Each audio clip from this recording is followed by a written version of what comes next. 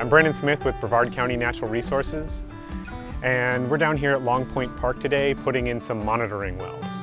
So what we have down here is what's known as a package plant that is used to treat the wastewater that comes from the restrooms of the campgrounds.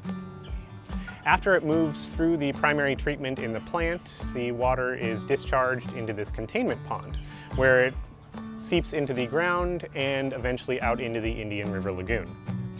Now, while the package plant does the primary treatment, it is unable to remove all of the nitrogen from the water.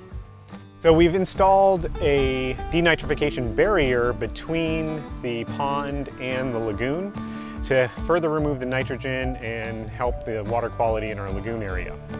Now, when we put this barrier in, there was an area where we had some utility lines that we could not put the barrier. But this allowed us the perfect opportunity to test the effectiveness of the barrier.